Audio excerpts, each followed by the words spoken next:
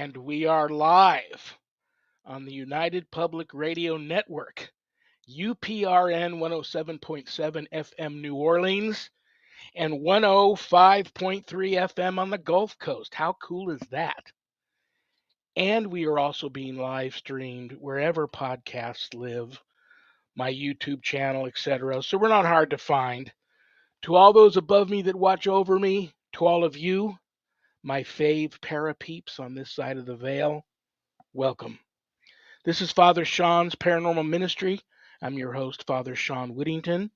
I'm an ordained Catholic priest with the United States Old Catholic Church. I'm a fully professed brother with the Old Catholic Benedictines of Immaculate Mary, a team member with Society of St. Benedict, and co-founder of GhostBegone.biz. And on that note, if you go to the website, www.ghost-b-gone.biz, a lot of cool things there to see. Both my books are there. You can get my books a little less expensive on Amazon, and they also come available in an audio version, which is awesome. But if you get them off the website, they leave my office here. I autograph them, and they arrive to you in a beautiful house blessing kit. You never know when one of those are going to come in handy. And what else is there on the website? The cool thing about the books off of the website is part of the proceeds of every sale of every copy of my books go to support stjude.org and the ASPCA. So how cool is that? You get to help some of the neediest children on the planet and the animals too. My online course is there, Introduction to Spiritual Warfare. You can enroll in it there on the website, or if you'd like to speak to me about the course before making that type of commitment to see if the course is right for you, just reach out to me. But you can enroll in it right there. All my students that graduate get a stunning diploma, certificate of completion suited for framing, along with some other very special blessed items that you can only get from yours truly. It's a 12-week online college level course, and it's an awesome course for those that it's right for. You true warriors for Christ out there, that's the course for you. And there's a place on there on the website where you can make an appointment to speak with me about your spiritual issues. Most importantly, brothers and sisters, my wife and I, we don't charge for our ministry work, helping people with their paranormal issues. So I know times are tough, but if you are there visiting the website and you notice the donate button and you're able to do so, click on it and send my ministry in a small donation. I promise you, it'll be appreciated from the bottom of our hearts. And trust me, we'll put it to good use. And yes, I'm that guy on Eli Roth Presents The Legion of Exorcists, which premiered on Travel Channel and is currently streaming everywhere, in case you haven't caught that yet. And for everyone that continues to discover the show out there in streaming world and reaching out to me with such wonderful support and response for the show, God bless you for that. That means a lot to me. All righty. I don't know if they can see me or not. I can see my co-host and I can see my guest. My guest is a very handsome man. My co-host is a very pretty young lady. So why am I here? I don't know.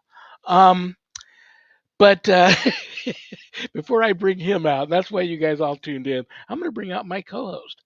I've known her forever. I love her. I respect her. I consider her a good friend. She's a lifelong paranormal experiencer, and she's the owner of Stellium Books, my publisher. So please give a big, warm Paranormal Ministry family welcome to my co-host, Annette Munich. Hi, Father Shawn. Hi, everybody. Yes, of course we can see you. Sorry about that. Yeah. You guys can see me when I have you in the green room. You can see me? Yeah.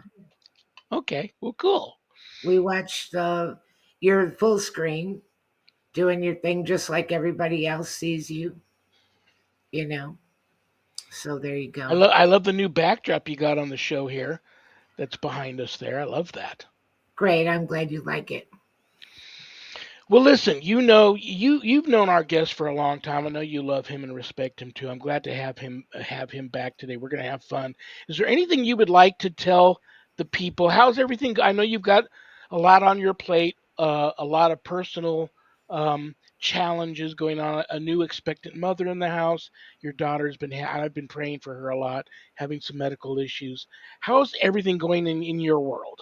Everything is going pretty good. She will have another heart surgery, but my daughter's not the one that's pregnant. My granddaughter is pregnant. I'm going to be a great grandma. And she got married last summer. So, yes, I'm old enough to have a granddaughter that's old enough to be married and having a baby. Wow, you Yeah. don't look it. Thank And you. you make a great grandma. I saw you've showed me well, first of all, you're an artist and you were doing, what do you call the blankets you were making with all the cats? I Is that call it a cat blanket. very good? And what style of artwork is that? Is that called, is that macrame? Is that It's crochet? crochet. Crocheting. I Hey, you're, got it right here. I'm almost done. when am I going to get my beautiful religious based? Um, Well, see, I've always thinking about this because I gave it a lot of thought. I'm from Chicago, so I would have made just something a long time ago. But people in Chicago don't think people in Las Vegas wear scarves or anything. So we don't think you wear winter gear. So then, like, if I tried to crochet swimming trunks, when they get wet, they'd weigh a lot and then you'd sink to the bottom of the pool and that would be on me. So I got to be careful. I don't know what I could make you. think What about could it. I make you? Pray on it. It'll come to Yeah. you. Um, Anyway, are you ready to bring out our very special guest today? I am very ready. He's been on several times before. He's a regular. Yeah, he's So we, definitely a we try fan and get him favorite. on, on a regular basis and very easy to talk to, very personable, very knowledgeable, and a lot of interesting things to say. So, very happy to have him back. Well, on that note, without further ado, I also have known him for a long, long time. I consider him a good friend. I love him. I respect him. He's a lifelong paranormal experiencer. He doesn't like to be called a paranormal authority. Trust me, he is. He's the executive producer for Unexplained Cases. He's a urbexer. He's a ghost hunter elite, ghostbuster, paranormal. But he's the total package, and he's just a really cool dude too. Brothers and sisters, radio, TV, film personality. Please give a big warm paranormal ministry family welcome to the one and only Rick Garner. Hey, Rick. Greetings. Hello. Now, see, you've got ingrained in my brain right now. I'm thinking of Shawn basically in Speedo because of where of what the conversation went to. So I it's in my head. So So, we'll ask anybody in chat, what do you crochet for somebody that lives in Las Vegas? Don't know. But like yes. those swimming trunks, once all that yarn got wet, they'd weigh like 10 pounds. Well, exactly. That would be awkward. So Right. just we want to avoid as much awkwardness as possible. We So yeah. do. We're Yes. trying. I was just thinking. I'm a Scorpio, and they say that's a water sign. I Right. never liked the water, even when I was in the Navy. I Really? didn't. I swim. I can swim, but I never. And I used to be a diver, but I'm not a big fan of the water. I can't remember. My pool is drained because we had a lot of paranormal issues in the backyard, and we just ended up draining the pool. I didn't want anybody drowning in there, and I can't remember the last time I swam. Even all those born and raised. Well, I was born and raised in Cold Neck, New Jersey, but in like the third grade, I moved to Southern California. I went to the beach a few times, but I didn't even really wasn't a big beach goer, and I'm just not a big water person. So I can't remember the last time. Um, last time I was probably, and never mind, I'm not going to go there. I'm not going to go there. Never mind. It's okay. I think Linda needs some extra prayer because she can't unsee what we talked about. So Yeah, yeah. yeah. Sorry, Neither Linda. neither Sorry. can I right now, so that's why I'm going to move on off that topic. That's Uh, what that's what you get for having me on. I know what I'm going to get this out of the way at the It goes beginning of the sideways show. from the first word almost. Imagine that. I don't know if Rick knew that I was going to start the show with this today, but I'm going to start with divine intervention. How's that sound? It's fabulous. I always love that. I know you're a man of faith, Hmm? and I also know that. you and I haven't had this discussion, or maybe we have. I know you had that wonderful documentary that you had me take a small part in, Hmm. waiting for the part two of that. Hmm. We'll talk about that too, but I think you are still here with us Hmm. because of divine intervention. Hmm. And I would have to say, let's just take every 100 people that send me a prayer request. I would have to say a third of those are people that have either had cancer themselves and they know they're not going to be with us that much longer, or they've beaten it and they don't want to ever have to go back there again, or they Hmm. have a close family member or a family member that is either getting ready to pass away from it or has passed away from it. So there's a lot of grieving going on. Um, I'm just going to throw that in your lap, and you can tell anybody whatever you want to tell them about what you've gone through with that, and maybe you have some words of wisdoms or something you can tell somebody that might be going through what you went through, and just whatever you want to say on that topic. Yeah, absolutely. I mean, it was this show, my not last time, but the time before, basically, where I had mentioned and shared about having prostate cancer diagnosis. And so then, the blessing was the last time, and then this time to basically say, almost done with the journey, in the fact of only have a couple more shots to take. But, as far as I'm concerned, that's all done with. This is just kind of like completing the treatment to make sure it doesn't come back. I mean, the blessing would be that, when it comes to prostate cancer, that's a cancer that's 99% curable. And obviously, to me, the 1% is where I could have been and where some relatives of mine have been, I believe, and even some friends as well, is, just like with any cancer, when it metastasizes, it's a different ball game. And in my case, turning 50 basically a little bit ago. Um, that was the first time to do the PSA test. I would actually encourage, having been through this, especially since I was already advanced in having prostate cancer, is that first off, I didn't really know my family history. I think if I was more familiar with that, that probably would have encouraged a little more investigation. But a PSA test is nothing more than something that can be added on to a blood test. So, guys, if you're having your yearly physical, and I basically think that that's a good idea to be doing, especially if you're not, is to request that PSA test, because the digital exam, basically, no, that's not good enough. At least with the blood test, you would know where things are. And if you're good, okay, you're good. But if you're not, then it's one of those to where it's definitely best caught early, and then it's very treatable. It's not like, I've had so many folks who are like, oh, I think when you hear cancer, you think of chemo. So you think of losing hair and you think of all the effects. And it's like, well, that's one treatment that it doesn't involve chemo. So there's different ways to handle it. And in my case, I had a trifecta basically of treatment between hormone shots and external radiation, and then what's called brachytherapy.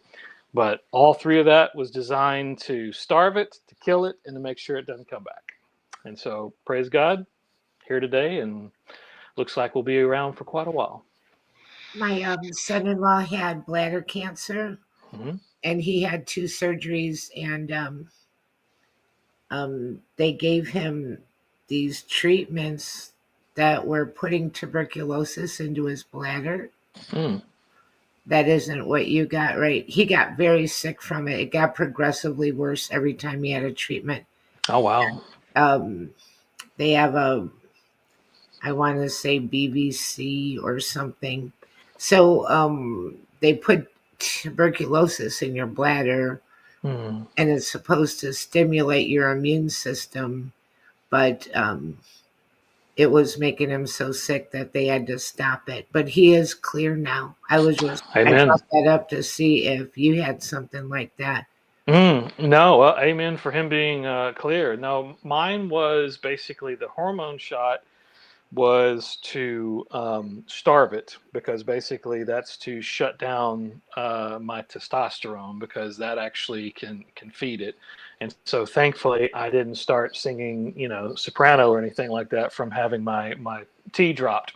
But the idea is to suppress that for about a year, and then once that got started, then I had what's called external radiation proton beam therapy, which basically means lying on a table and this device goes around you. You don't feel it.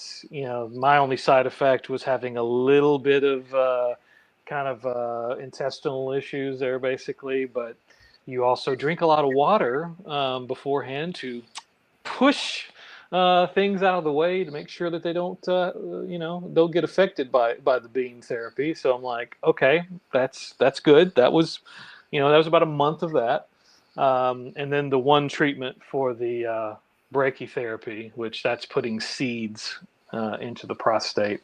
And they don't come out, but it's designed. As it's described to me, that's the knockout punch to basically be like, we're done, you're not coming back, kind of thing.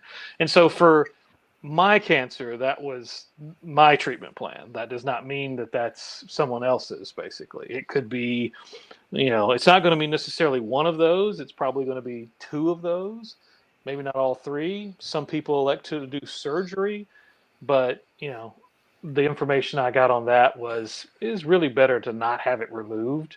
To just, go that course would be a lot, a lot better outcome for me. Well, good for you, brother. I'm glad that all worked out for you. And I'll continue to pray for you. Thank you. And yeah, it's just I to me, it's all divine intervention that you're still here, because Mm-hmm. that can go either way. So Mm-hmm. you're still meant to do some great things. And before I have you give everybody an update, of course, everybody that knows you and loves you have been reaching out to me this week.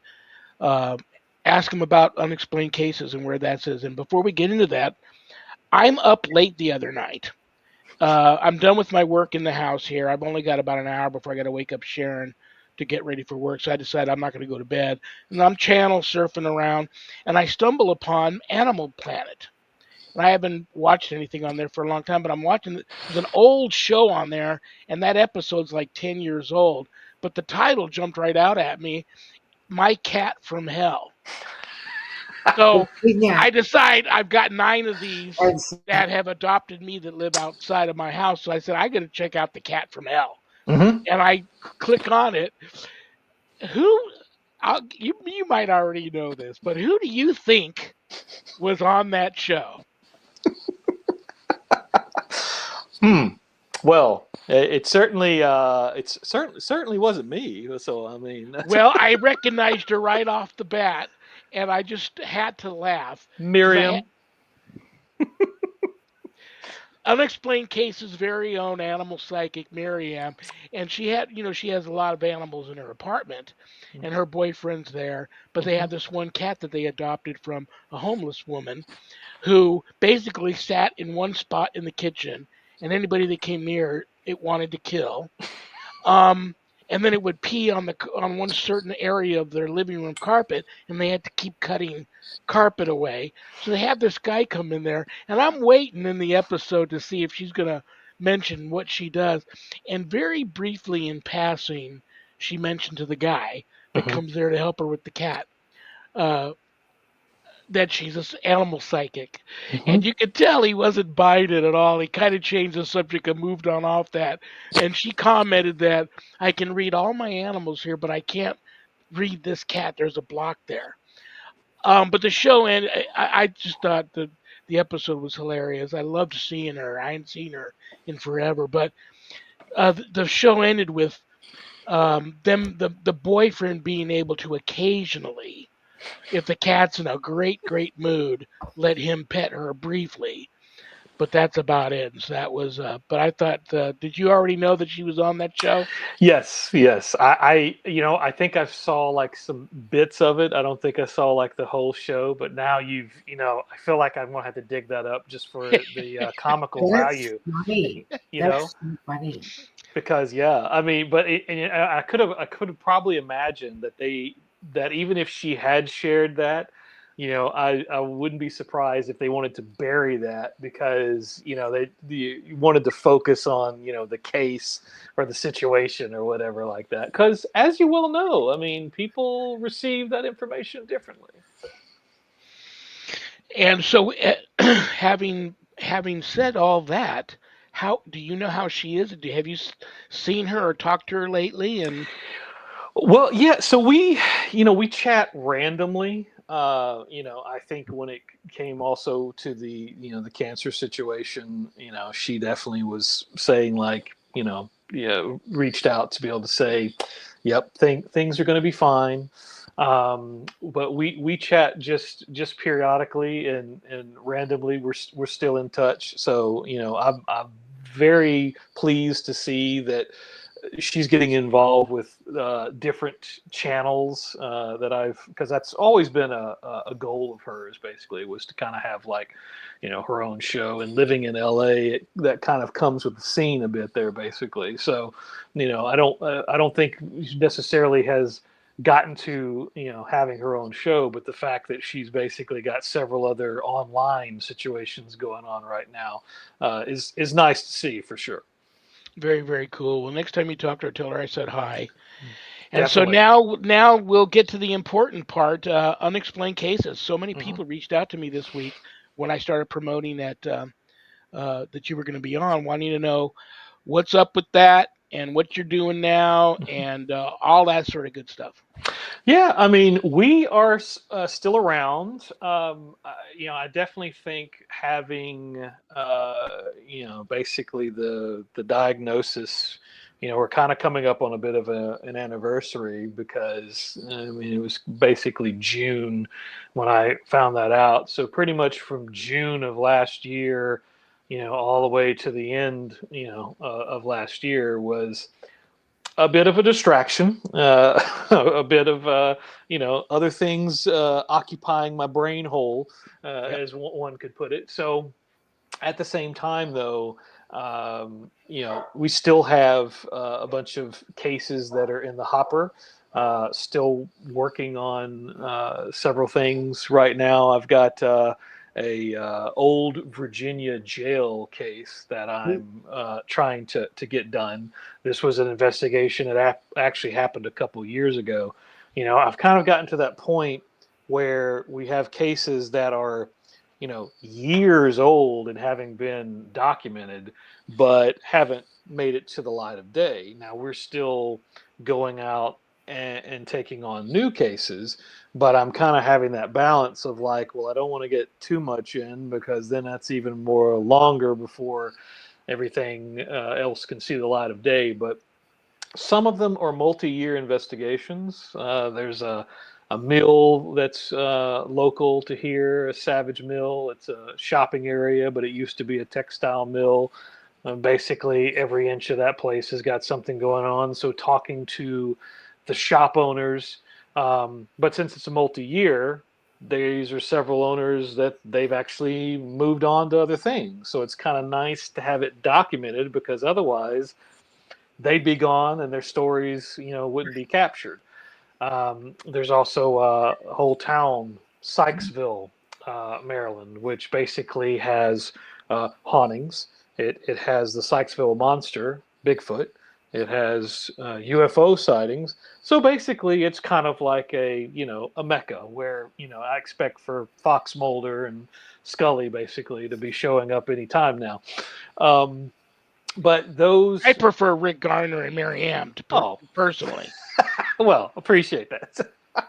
But it's kind of like with it's part of my transition of thinking too was not to be so worried about being I guess you could say a content creator, and not that I was truly pursuing that to begin with, but I also think I was a bit in the okay, we've got to get something out frequently. We've got to get something out every month, and I was kind of like, you know what, this is really more of a passion project. It always has been.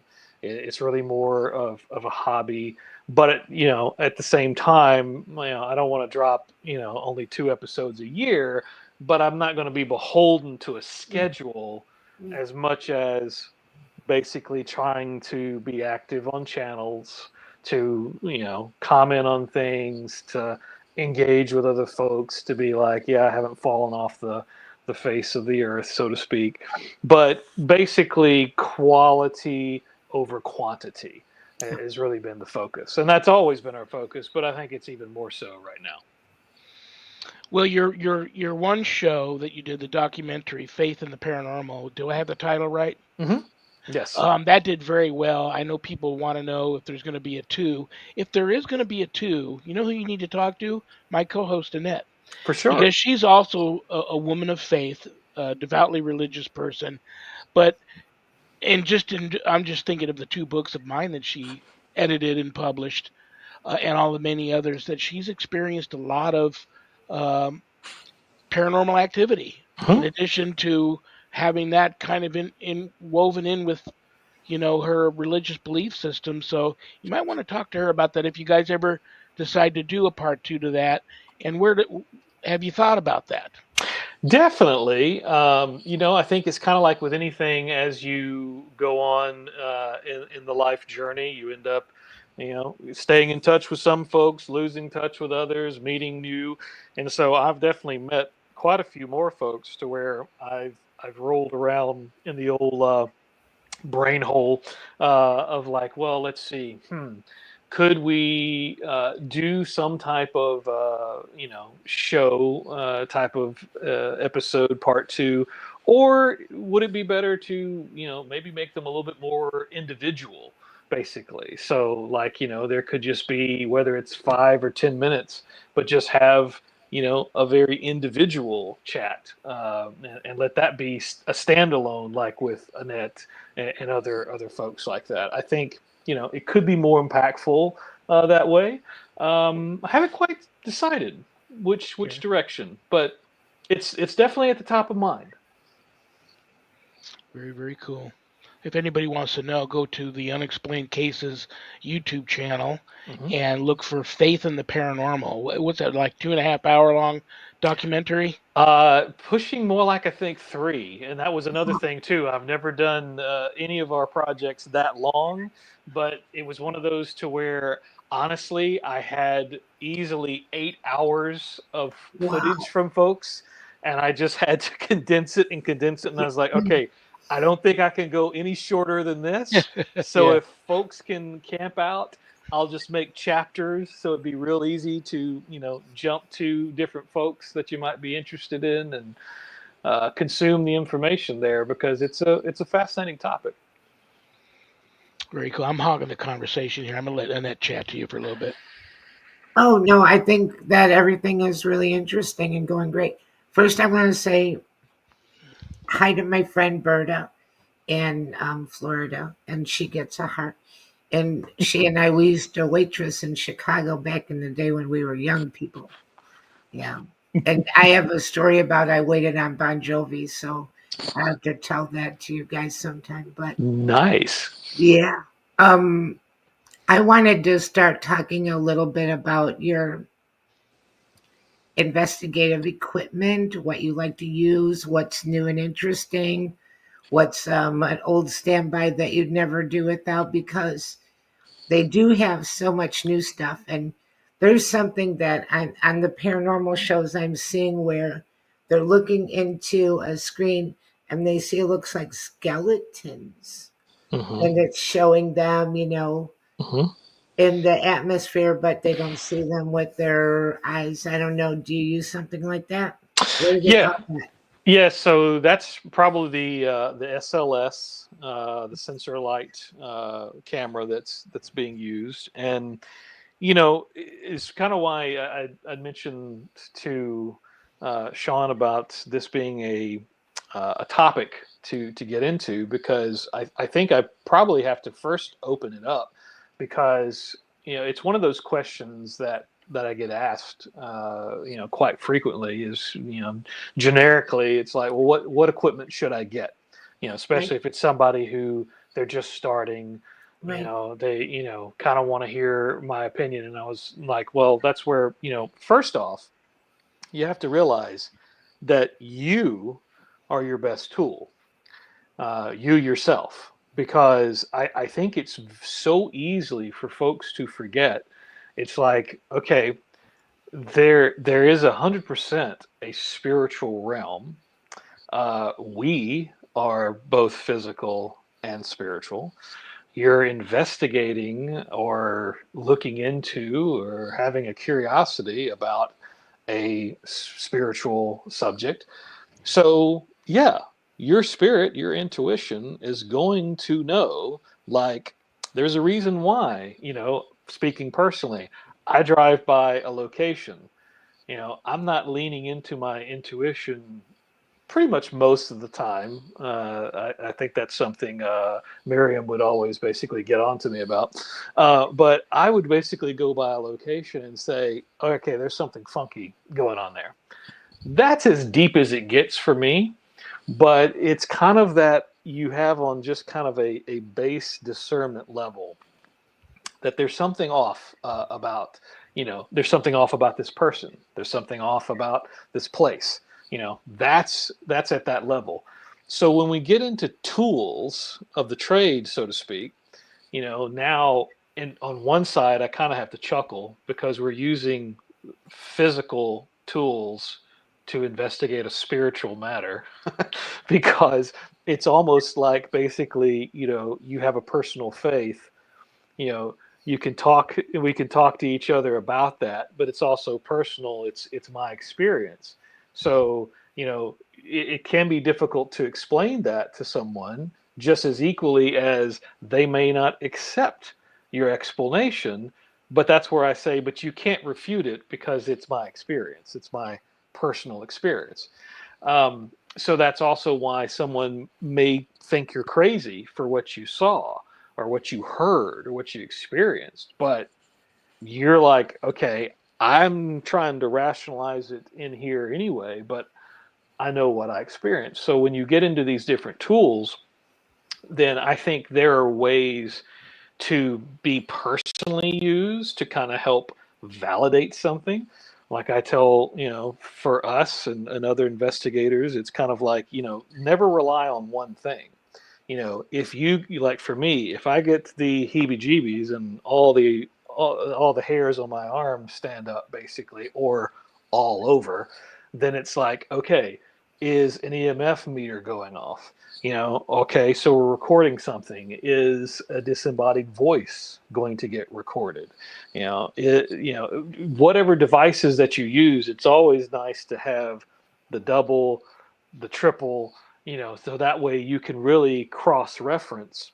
But again, it depends on, are you looking at the situation for, like, the scare and the sensationalism of it, or are you looking at that situation to really understand it, to do the research, to get to the bottom of something, to help someone else basically understand what's going on?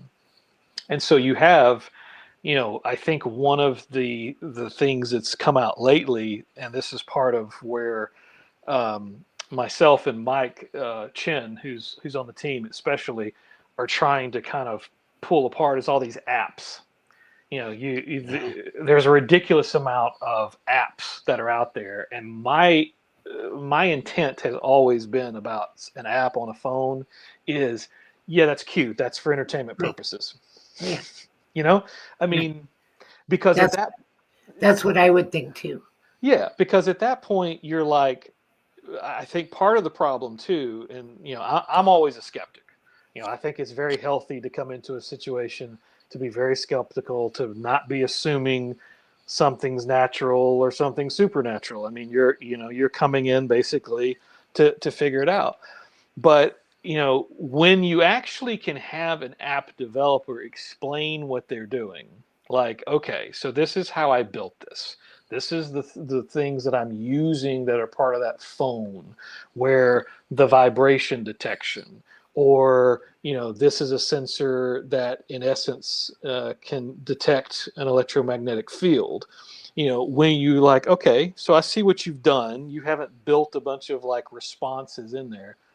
Now I'm a little bit more inclined to be like, okay, I see where you're going. I still may be skeptical, but at least I know how it was built, what it was designed for. And that's where, to me, I think what's fascinating, because we just did a random experiment recently with GhostTube. That's an app that's been around forever. They've come up. They even have an SLS version as well. And the idea is same premise. The apps work like an Ovilus, or the apps work like an SLS.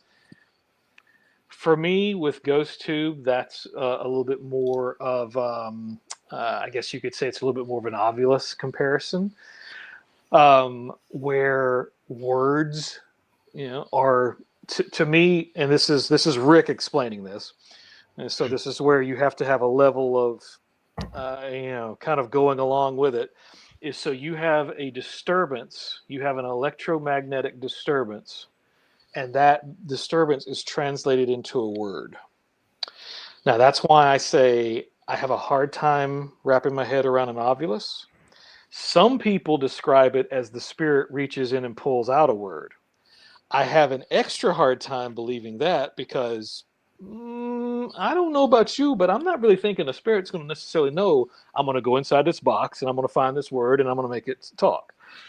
I kind of can't buy that. But if you're going to tell me that a certain frequency can equate to a word, well, me being a bit of a nerd, I might could kind of get on board with that a little bit. But I think that's where, when it comes to all these tools, the other side of it is that they're great for shows. They're great for content, because all of a sudden, here's this beep, here's these lights, here's this thing going on that people can react to. And it's like, okay, so there's that value in them. I'm more really interested in the value of, is this something that's capable of, being able to detect something, basically. And in some cases, there are unexplained situations, but in some cases, maybe not. Back in the day, I'm starting to say that a lot anymore. Back in the day, but Well, back in you're Me a too. grandma now, so you're allowed to. right, Exactly. I have 5 grandchildren. Wow. So, Congrats. yeah. Anyway, back in the day, I was in the ghost box community, Hmm. and there was a group that we were all in, and it was Frank Sumption, and he made the Frank's box, and Yep. Pelte, and he did the Shack Hack, and Bruce Halliday, he invented some kind of offshoot of this, but they were doing experimentation, and I didn't have one, and I was wary about this because they had all kinds of things happening. Mm. And I started to think this, so I'm going to bounce it off you because I felt like it didn't just detect what was in the area. In a way, it was calling things to it. Mm. It was a lure. And then people would end up using these things in their homes and having like extremely crazy, wild, haunted homes where Yeah. it sounded like the one guy, I'm not going to say any names of what happened to who, but Hmm. one guy got on and he was on Skype and we got on a group call and it sounded like people marching across his wooden floors. This is Mm. stuff that could happen from using this in your home. Just playing with it. Does anybody want to talk to me? Okay, so what's the difference between that? That's like having an electronic Ouija board. Does anybody want it right or wrong? What do you Hmm. think? That's something that I've pondered a bit. Like, for example, I won't use a Ouija board. I won't even document one being used. Now, Michael, and to a point, Darren, who's also on the team, they feel differently about it, and I think that's where everyone has to be kind of to their own situation. My distinct problem with a Ouija board is the fact that is allowing, again, my interpretation, which could be off, is allowing an entity basically to control, to have contact with you, basically. That's where I'm kind of like, time out.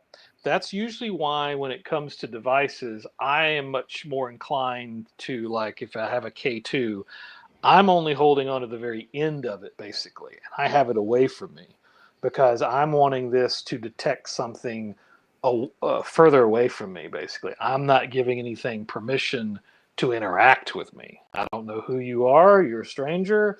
We haven't met. We haven't even had dinner yet. So I'm not interested in in you interacting with me just yet. So or if you think about a spirit box, I look at that as to where that is basically detecting what's going on around. So again, I'm more concerned about things that are going to have direct contact, because in that particular case, you really don't know what you're going to get. And I think that's the other part of this, is that people think of this as such a game. You have these tools, and oh, this is fun, and oh, this is going off because it's a ghost. And it's like, well, no. If you have a K2 meter, electromagnetic fields are naturally occurring. If someone uses a walkie-talkie, it's going to go off. If your phone isn't on airplane mode, your phone receiving signals can make a K2 meter go off. So, I mean, it's kind of like you have to understand the tool and what it's designed for, and then understand what the parameters, the false positives, the false negatives that can happen. But too many people think of it a bit of as a game, and it's like, Right. no, it's especially like, that's why, mentioned at the top of the show, urbexing. I love urbexing for the idea that it's like this place used to have life. It used to be used. People used to be, here, living here, working here, whatever. It's kind of a time capsule. But Right. at the same time, what folks think about, oh, an abandoned asylum or hospital, it's a great place to go. And it's creepy and all like that. It's like, well, let me tell you a little bit of a danger of that. If you think about the physical, which means that drug addicts, other folks, basically Sure. unstable, basically can end up there in a physical sense where you could be physically in danger. Why would you not think that that could also be a habitation for other darker entities who Sure. want nothing more than to mess with you, latch on to you, Sure. possess you? People just don't necessarily realize what they're playing with. Right. And it's not a game. And also, I think, well, some people are in it for, they just want the thrill, and maybe we'll see something. Maybe something will happen. Something will happen. That's Hmm. why I'm not going to be in a lock in overnight and don't let me out till 7 a.m. because, and oh, and that. But also, if people don't understand that, and I think because they see a lot of shows, I watch them too, Hmm. that we see somebody investigate a haunted place, but it's abandoned. Hmm. And we use the same techniques in someone's home. Hmm. And that is a bad recipe right there. But they see it on TV. I'm like, we'll just do it like this, XYZ, and don't realize why the home of the people that needed help, that their situation got so much worse. Hmm. Exactly. And also, I think what brings along with that is intent. Because two is that, you'll, if I come in with the intent, I mean, let's be real transparently honest here. If I come in with the intent of stirring something up, of provoking, of, oh, I'm big and bad and I'm going to solve this. So, or if I come in with, I've had a bad day, I'm tired, I'm drained, I'm sick.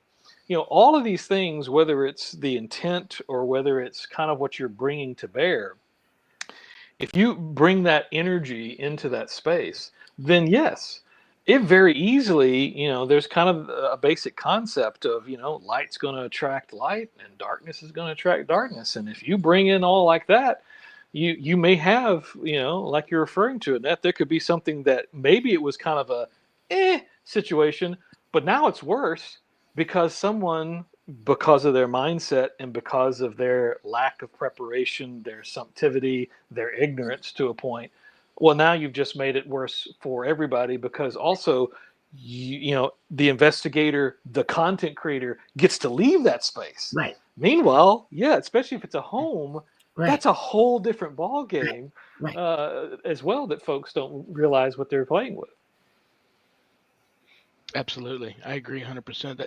That's why it's always been much different for me when I watch that kind of stuff, the shows, and because most of my cases from the very beginning Mm-hmm. were people reaching out to me, and then Sharon and I would go in their homes, and I just automatically, I would always go in not wanting to not want to make things worse, Mm-hmm.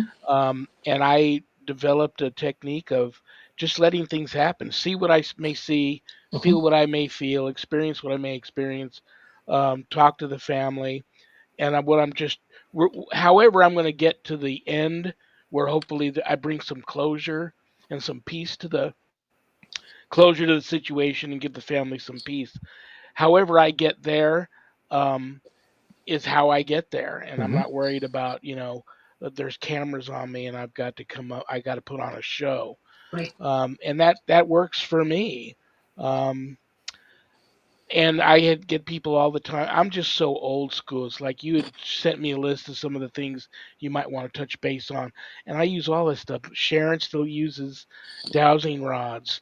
I still use a little tiny voiceover recorder that uses the little cassette decks. Mm-hmm. I still she mentioned Annette mentioned Ghost Box, and I have on my counter here. I happen to have Mm-hmm.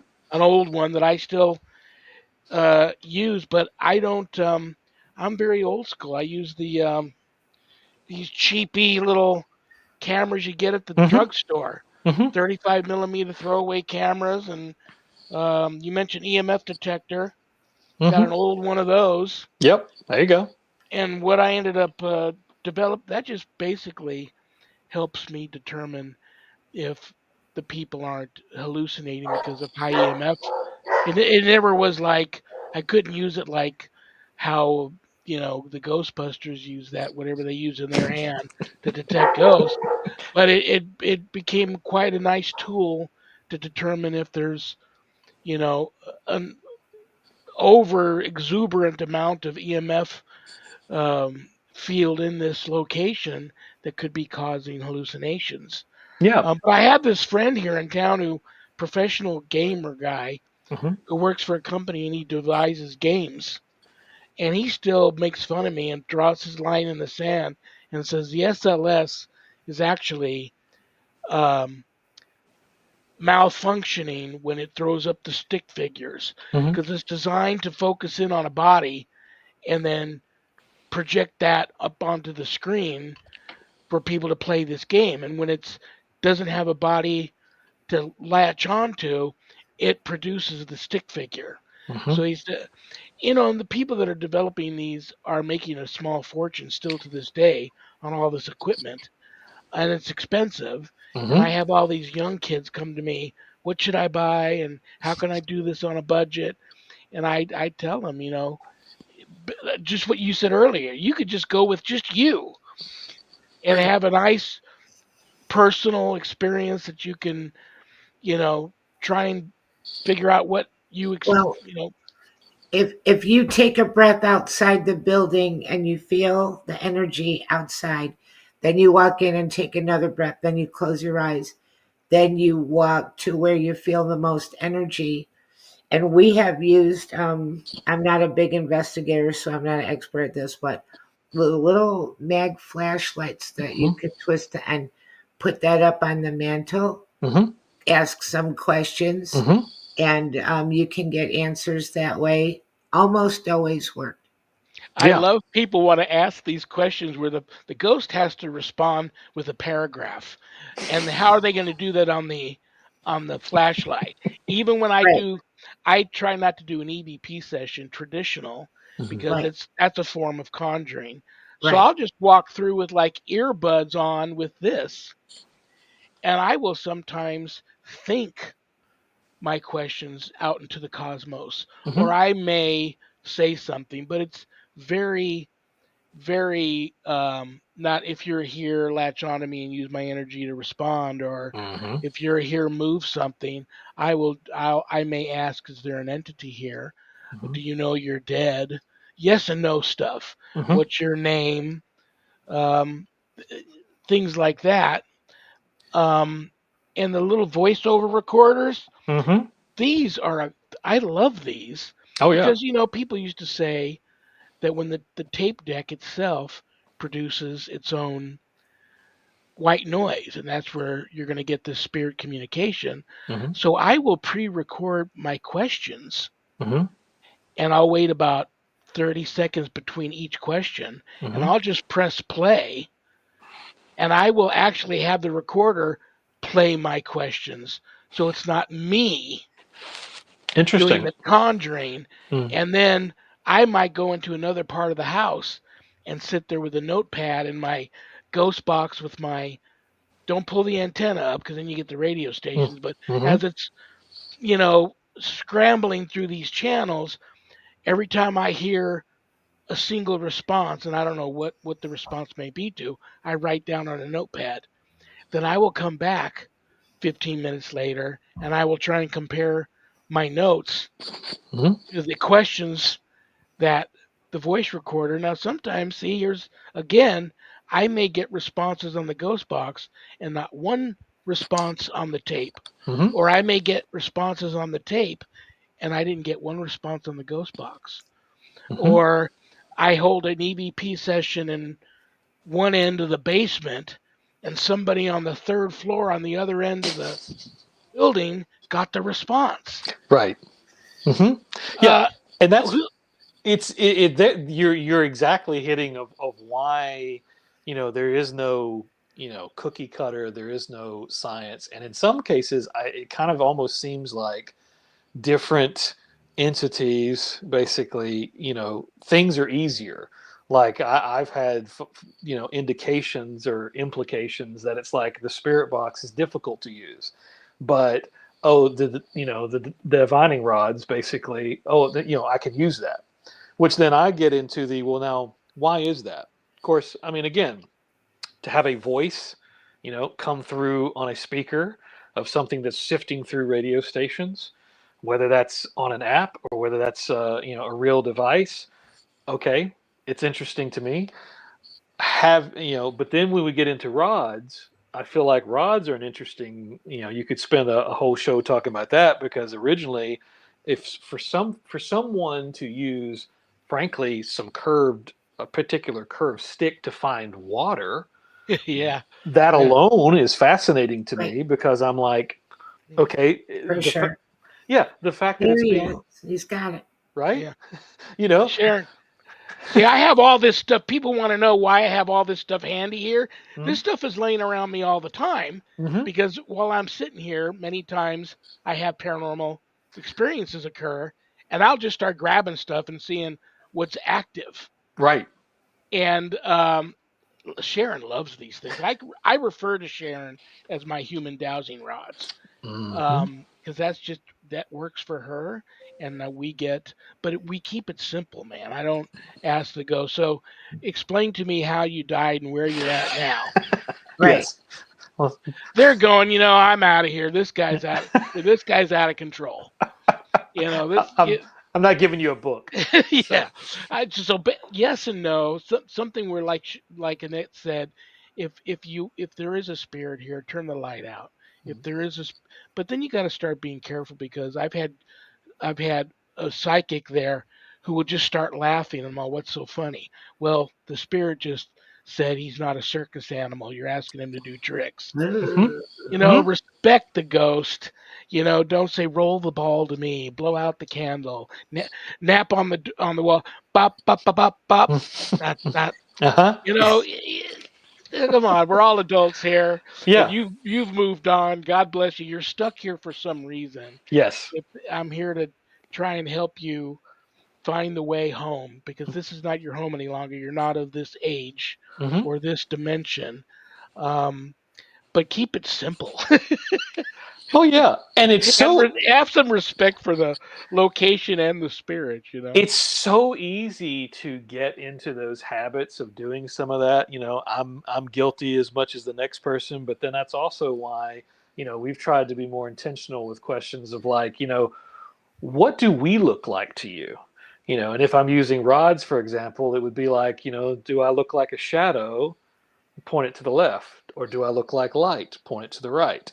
And then if it points to the right, then it's like, okay, is it bright light, or I mean, you can kind of go again with a either or type of one response type of things depending on your And you may tool. not be finding out anything other than the fact that now there is a spirit there and it's intelligent enough to do simple things that you're asking it to do. Hmm. Why is the spirit there? We still don't know. Exactly. Um, so, and I take my hat off to all the guys that are trying to figure out a way where we can have more communication. So full circle around. We started the talk with Maryam, and I'm about to have to kick you out of here.